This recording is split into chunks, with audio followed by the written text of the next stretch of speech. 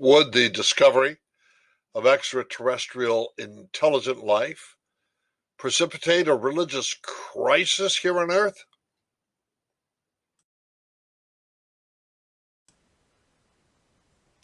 Let's ask that question again.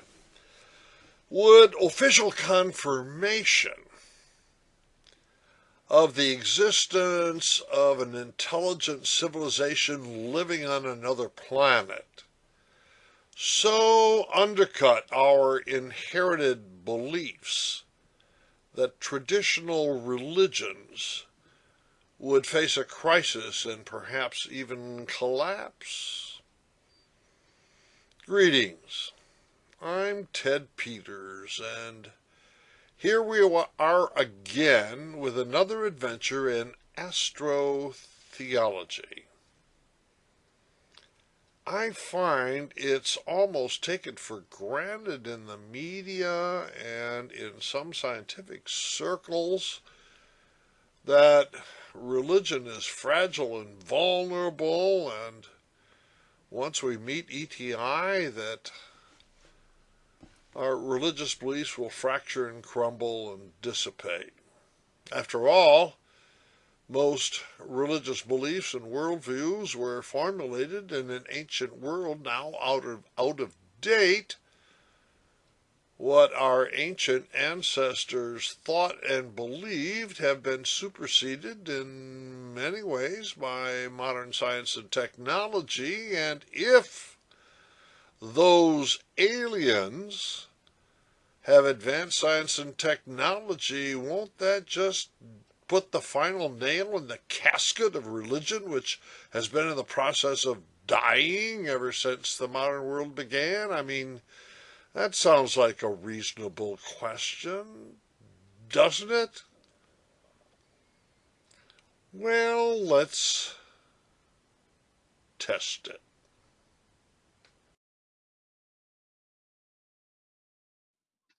In asking this question about the confirmation of extraterrestrial intelligent life having an impact on terrestrial culture and religion, we're exercising public theology. Public theology is conceived in the church, reflected on in the academy, and addressed to the wider culture.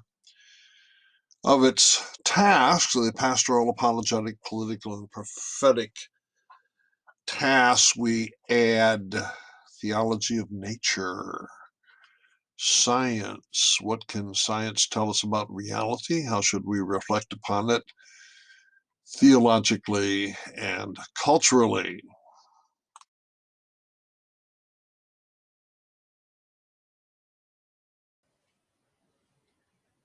Just as a reminder, we at the Center for Theology and the Natural Sciences in Berkeley, prompted by Bob Russell, engage in the creative mutual interaction between science and faith.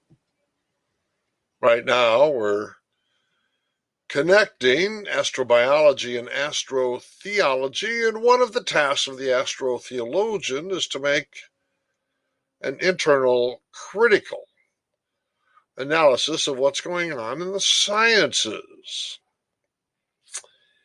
Sometimes in scientific discourse, the conversation goes beyond what the sciences can demonstrate empirically and spills over into maybe an ideology or set of unfounded assumptions, and we need to put those to the test from time to time. To say it a slightly different way, sometimes astrobiologists engage in theology without a license, and maybe that's what we've got going in this case on the question of ETI and the religious crisis.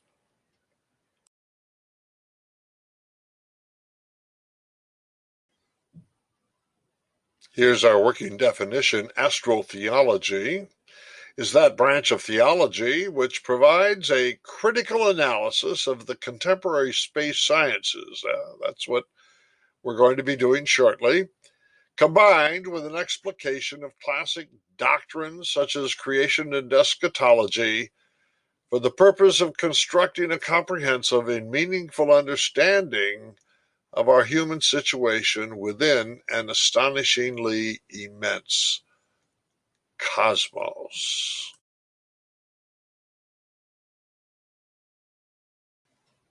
In this voice thread, we will test the following hypothesis. Official confirmation of the discovery of a civilization of intelligent beings living on another planet would so undercut traditional religious beliefs that Earth's religious traditions would face a crisis. Can this hypothesis be confirmed or disconfirmed?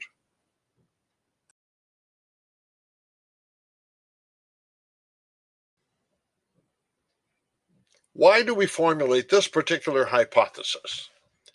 Well, meet Paul Davies. Paul is a physicist and astrobiologist, now at Arizona State University, widely respected for his scholarship. He wrote the foreword for our CTNS book, Astrotheology. And like the media, Paul seems to assume that religion is in trouble. The existence of extraterrestrial intelligences would have a profound impact on religion, shattering completely the traditional perspective on God's relationship with man.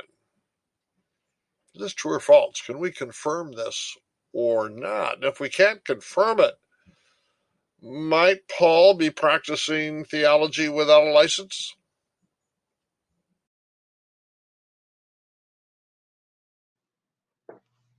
Would a survey of self-identified religious believers count as evidence?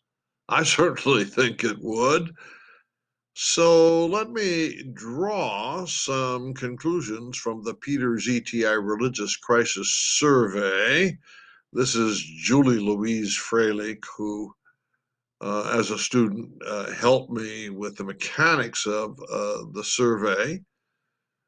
We interviewed maybe 1,300 people of a variety of religious traditions, and we got enough data, I think, to draw some reasonably supported observations, if not conclusions. The raw data can be found online here at Counterbalance, and I'm just going to offer a little summary as we explore the hypothesis.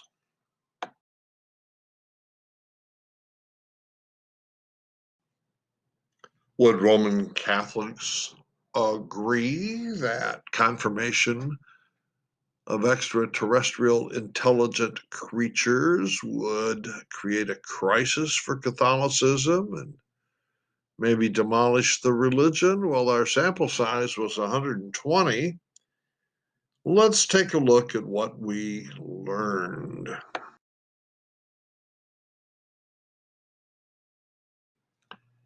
Here is question 3.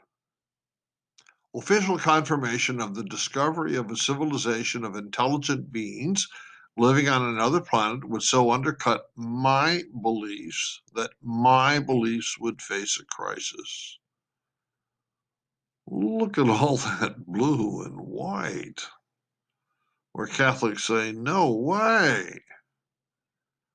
With regard to agreement, well, we've got strong agreement at 5%, ordinary agreement at 3%. That's 8% of Roman Catholic respondents to the survey who agree that ETI confirmation would create a crisis in their belief system.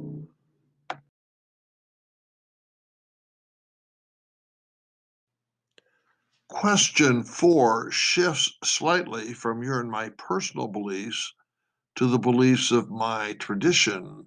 Official confirmation of the discovery of a civilization of intelligent beings living on another planet would so undercut the beliefs of my particular religious tradition that my religious tradition would face a crisis.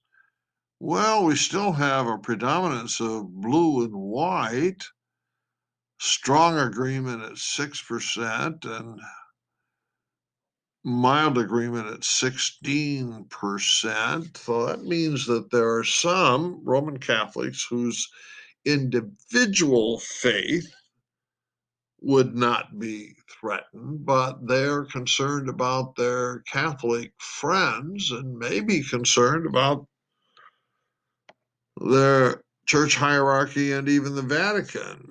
But still, the vast majority, oh, they're not worried about a crisis.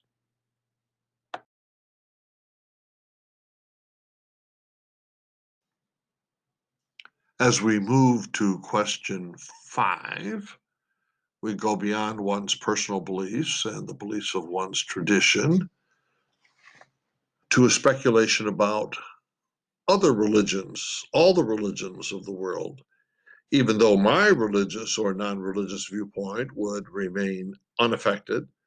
Contact with extraterrestrials would so undercut traditional beliefs that the world's religions would face a crisis. Now, the purple jumps to 30% with agreement. Roman Catholics are not worried about Catholicism, but they're certainly worried about religious tradition in general. Even so, there are 2/3 of the respondents who don't seem to be worried about a crisis facing the world's religions.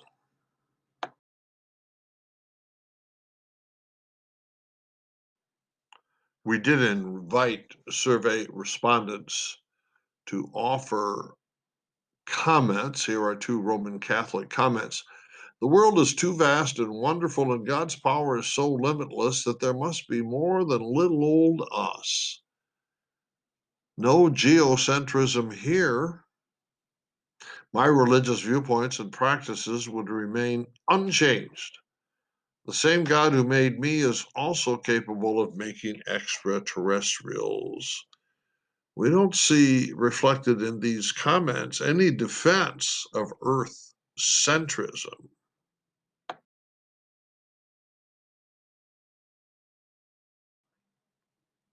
Let's remind ourselves about Roman Catholic theology. Without a doubt, the preeminent systematic theologian was St. Thomas Aquinas. He's pre-Copernican. He raised the question as to whether or not there exists one world or many worlds, and whether those other worlds might have intelligent creatures living on them, just as Earth does. And in the 12th century and 13th century, he knew doggone well the Earth was round. There was never any flat Earth theology at work here. St. Thomas says, it is necessary that all things belong to one world. He is rejecting the idea that intelligent creatures live on planets or stars. Why? Is he reporting what the Bible says? No. He's arguing on the basis of Aristotle. Aristotle had argued that perfection requires oneness and centeredness. So St. Thomas is thinking one world centered here on Earth would be more perfect than a universe of scattered worlds, each one having its own center. That's his argument for geocentrism. A few centuries before, Copernicus changed our view of the cosmos to heliocentrism.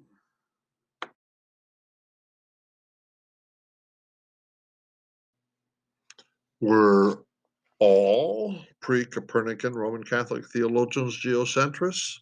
By no means. and the question of other worlds with intelligent creatures was a lively one. Here's John Buridan, who eventually taught theology in place of St. Thomas in the following century. Buridan says, we hold from faith, note, by faith, he's referring to Scripture and not Aristotle. We hold from faith that just as God made this world, so he could make another or several worlds. What is so important to note is during this period of time, before Copernicus, Roman Catholic theologians felt at liberty to explore and speculate the question of extraterrestrial life. There was no no-no, there was no demand for Earth centrism. Some held that view and others didn't.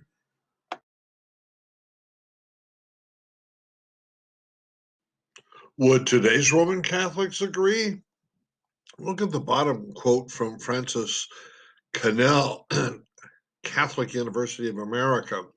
It is good for Catholics to know that the principles of their faith are entirely compatible with the most startling possibilities concerning life on other planets.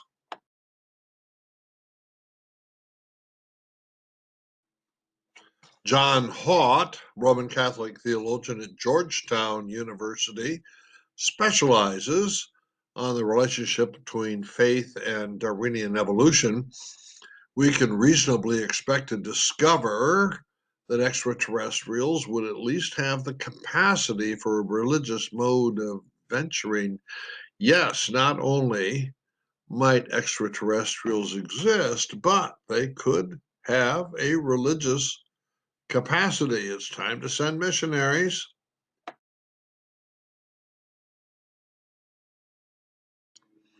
Sister Ilia Delio. Incarnation on an extraterrestrial level could conceivably take place as long as there is some type of intelligence within the extraterrestrial species to grasp the Word of God through knowledge of the divine embodied Word. Many incarnations, but one Christ, the one Christ we know on earth, will have visited our extraterrestrial neighbors and friends.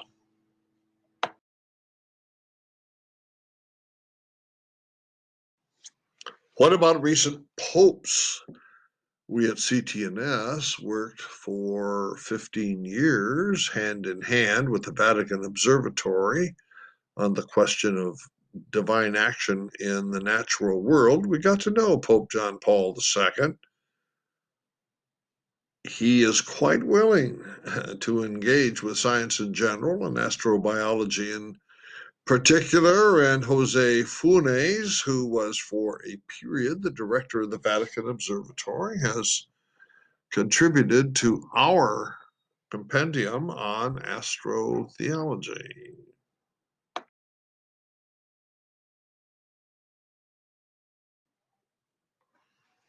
The always fascinating Pope Francis asked the question whether or not he should be baptizing aliens, and he answers yes, of course, but only if they request it.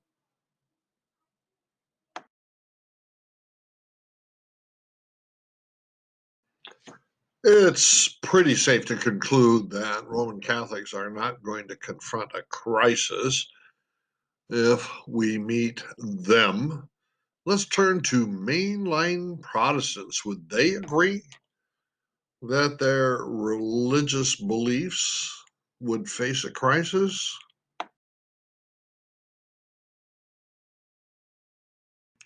Here is question 3. Official confirmation of the discovery of a civilization of intelligent beings living on another planet would so undercut my beliefs that my Protestant beliefs would face a crisis. Look at that tiny little, only 3% are going to agree. Only 3%.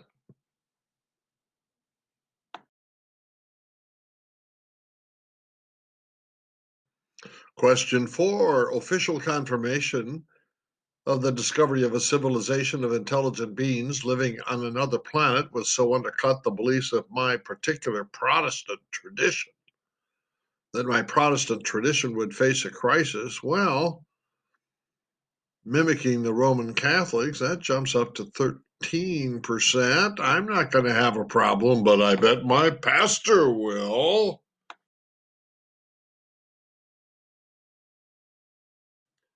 Again, when Protestants consider the religious traditions of earth, it looks like 1/3 of them are concerned about an imminent crisis. 2/3 are not.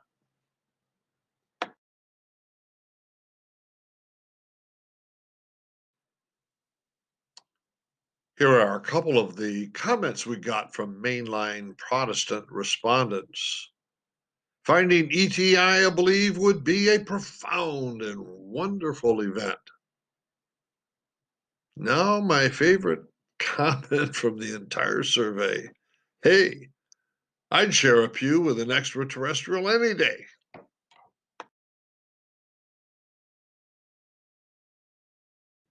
Have any Protestant theologians weighed in on the question of extraterrestrial life? Yes. Here's Paul Tillich, volume 2 of his Systematic Theology.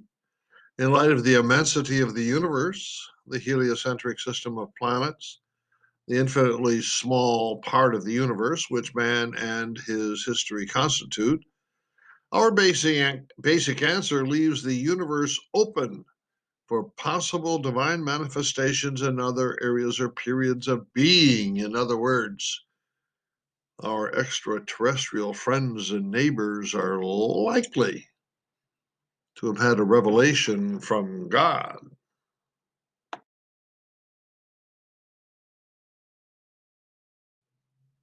Krister Stendahl, former dean of Harvard Divinity School and Archbishop of Stockholm, he was invited to a NASA conference, and the idea of extraterrestrial life was brought up. That's great, Krister responds. It seems always great to me when God's world gets a little bigger and I get a somewhat more true view of my place and my smallness in that universe. Is this a Protestant theologian defending geocentrism? I don't think so.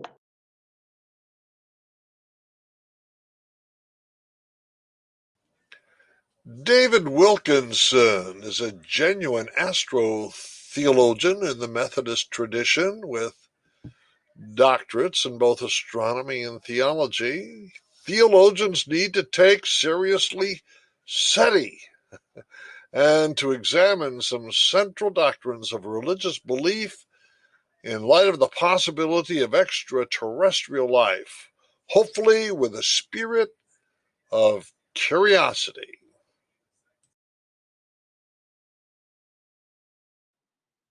Who do we talk to about buying your planet?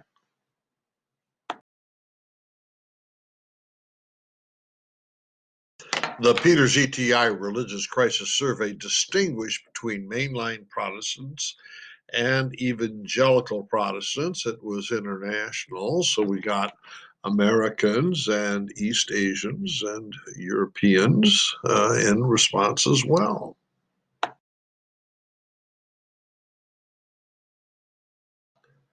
Here is question 3. Would my personal beliefs face a crisis? Look, virtually identical to the Roman Catholics and the mainline Protestants. We've got 92%. Not a problem.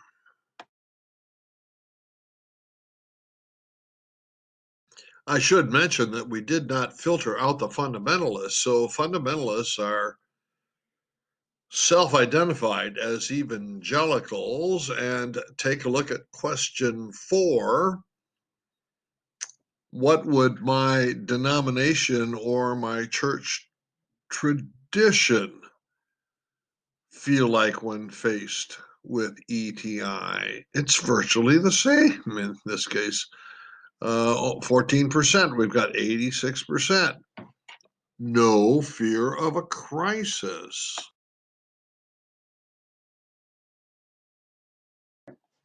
Comments from evangelicals and fundamentalists. I think the Bible leaves room for other creatures in the universe, both physical and spiritual. If we meet them, then they will probably have a relationship with God as well, although their story may sound different to us. I don't see any defensive geocentrism going on here. I believe in a God so big that if he desired, he could have created other intelligence within the universe. I love the next one. I don't think they're out there, but if they are, that's cool.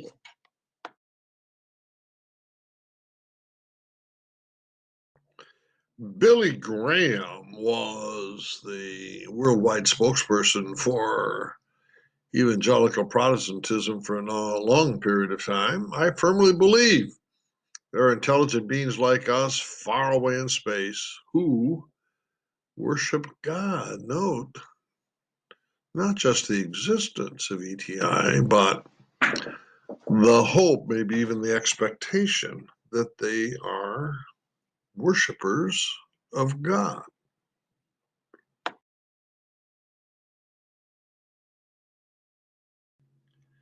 In summary, I think those three different Christian groups look pretty much alike: Catholicism, Mainline Protestantism, and Evangelical Protestantism.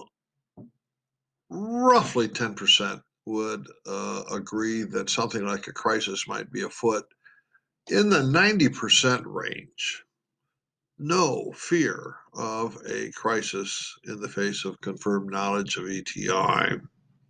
Let's turn to Buddhism. What you're going to see about Buddhism is going to knock your socks off. Not a single Buddhist responding to the survey agrees that discovery of a civilization of intelligent beings living on another planet would precipitate a crisis in his or her Buddhist beliefs. Not a single one.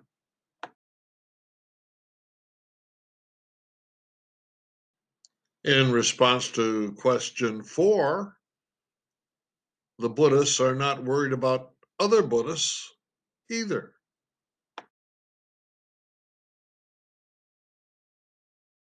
Now, when the Buddhist speculates about a possible crisis in the religious traditions of the world, note 40%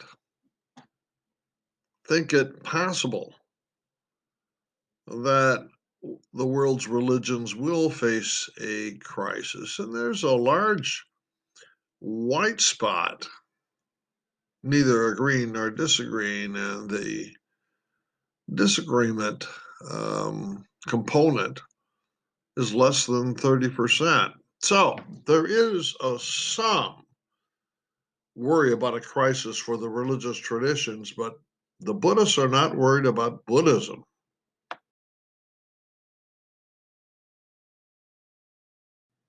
Here is a very thoughtful response by one of the Buddhists commenting: to think that in the infinity of the universe, that we are the only intelligent life form in existence is ludicrous. I would only hope those beings would exhibit more wisdom than humans have in how they relate to their world and fellow beings. So there's no defense of geocentrism, and even a hope that extraterrestrials would be more pious and more compassionate than we are here on Earth.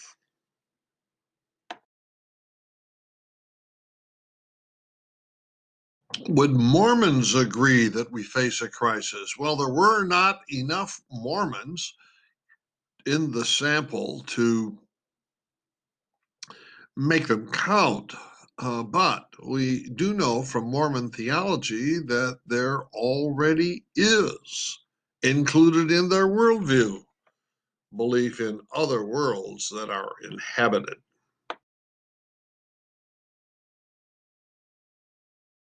Would Jews agree that Jews are going to face a religious crisis? Our sample was a little bit too small to run the statistics. I called up my good friend Rabbi Chaim Perlmutter in Chicago and just asked him this question. Oh my goodness. Did he have an answer? We Jews have had to adjust to all kinds of things in history, including Nazi Germany and the difficulties with Israel. I am sure we could adjust to space beings emerging from flying saucers as well.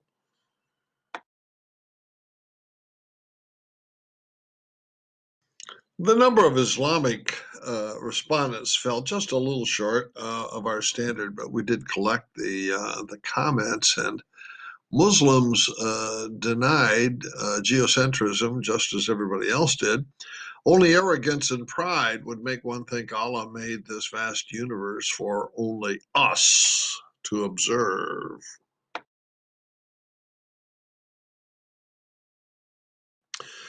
Again, the Hindu sample fell a little short of our standards, but we did get some nice comments. I'll report one. I think such a discovery of ETI would make the supernatural claims of religion, particularly from the ancient religious texts of India, more plausible. Discovery of ETI would increase the plausibility of the Vedic tradition, but it would also somehow make God seem further away. I'm not sure I understand that, but I'm just reporting the comment we received.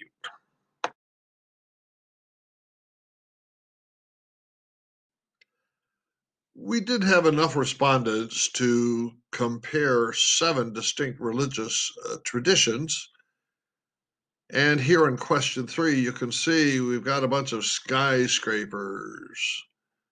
Uniformly, an individual's beliefs are not threatened with a crisis at the confirmation of ETI.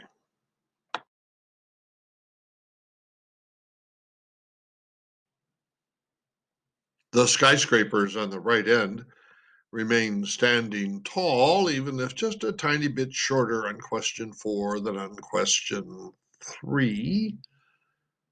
Yes, my beliefs remain sound and secure in the face of confirmation of ETI, but I'm a tad worried about my fellow believers.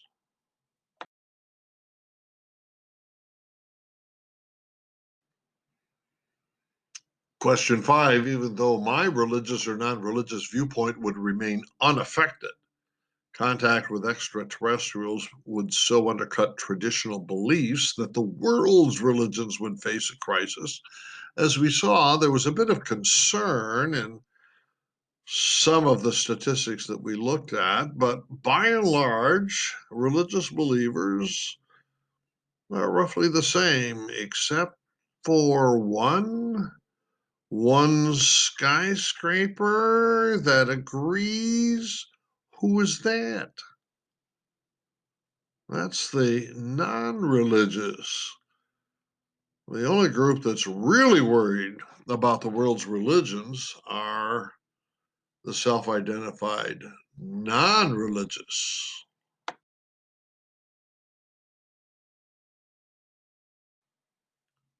Let's take a look at how the self-identified non-religious have responded to this survey.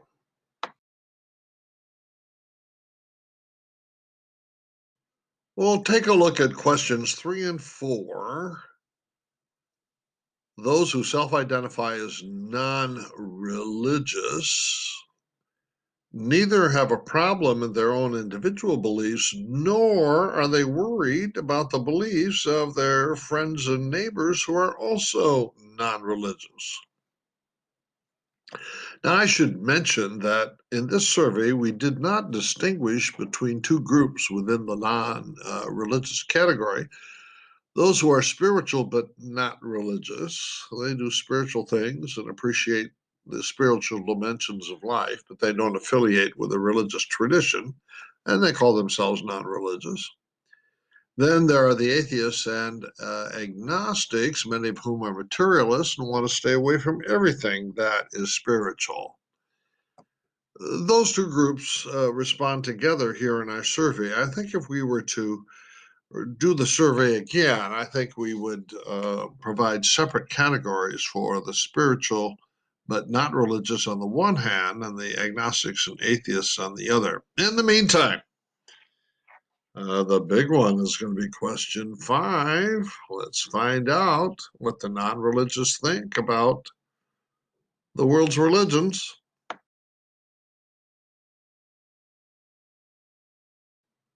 Wow, look at all that purple. I'm non-religious, but all those religious people, they are going to suffer a crisis, and maybe even their religious tradition will get demolished by the sheer knowledge that we share this universe with extraterrestrials. Religious people are not themselves worried about a crisis, but the non-religious people seem to be quite persuaded that they should worry. What accounts for that?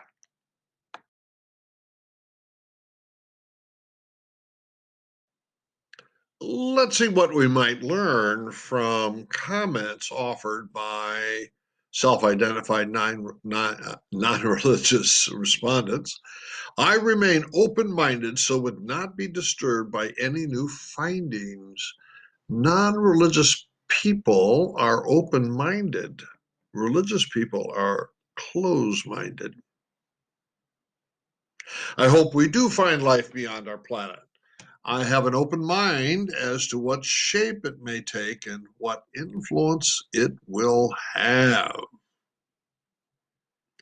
Discovery of ET would not affect my personal belief system because I am a stone atheist.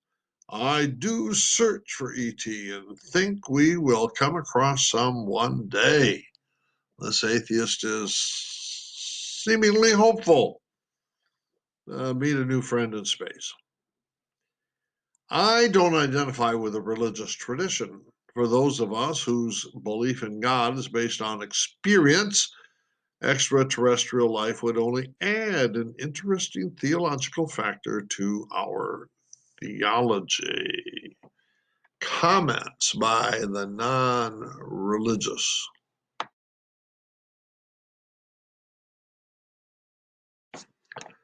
Let me, on the basis of this data, try to construct what the thinking might be amongst the non-religious who attribute a fragility or vulnerability to established religious traditions in the face of learning about ETI. Widely accepted is number one, that life may have evolved under other planets, or let's get a little bit more specific. Life would have originated on other planets and then evolved after its origination, which leads then to number two, that evolution would be progressive, that over time, just as on Earth, evolution would lead to intelligence, and intelligence would increase to higher intelligence, and may actually lead to science and technology. And that science and technology might even make our space neighbors more capable than we are of communicating with us or even traveling here. Number three, this is seldom mentioned, but it seems to be built into this belief system, religion is primitive.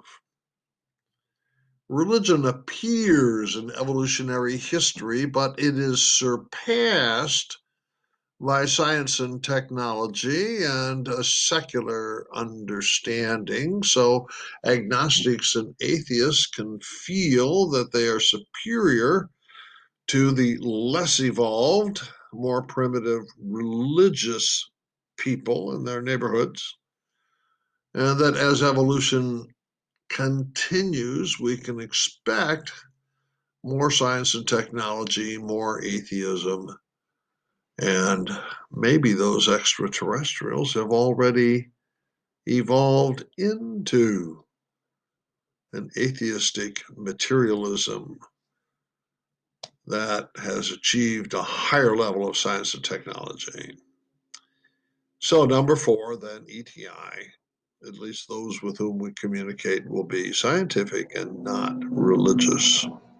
Well, with this as a set of assumptions, then a non-religious person might conclude that upon contact, religious earthlings will realize that they are behind, and religious persons will surrender their outdated beliefs in exchange for more advanced scientific beliefs. Well, if you or I would be in the atheistic, non-religious category, or maybe even in the spiritual but non-religious category, maybe this logic would obtain.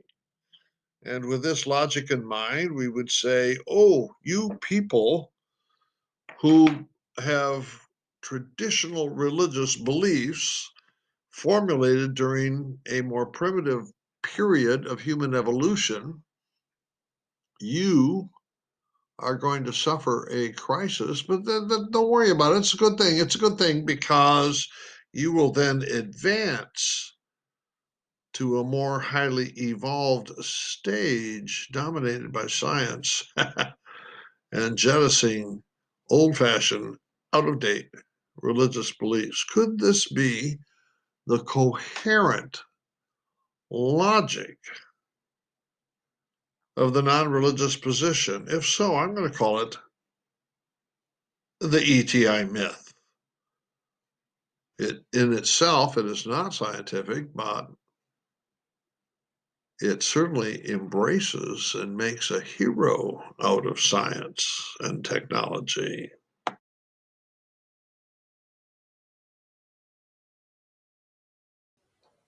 Let me read to you once again what our hypothesis has been. Official confirmation of the discovery of a civilization of intelligent beings living on another planet would so undercut traditional religious beliefs that Earth's religious traditions would face a crisis.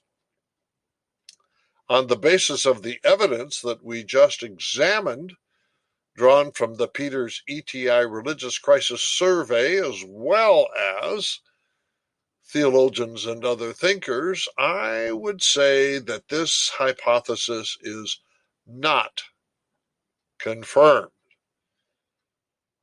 Should I be stronger and say it's disconfirmed?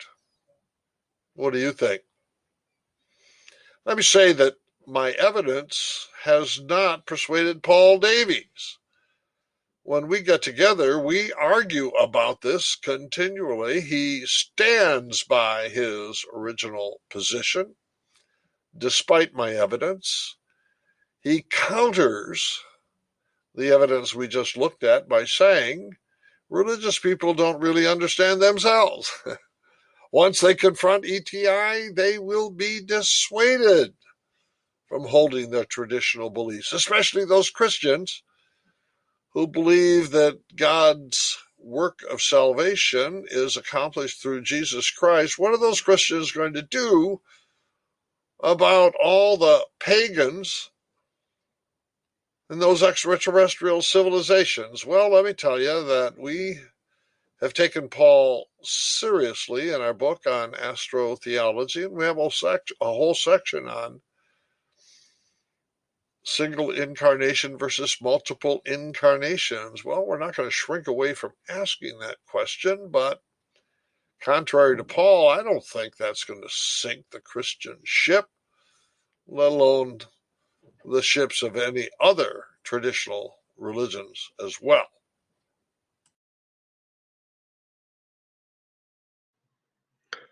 First, I'd like to thank everyone who believed in me.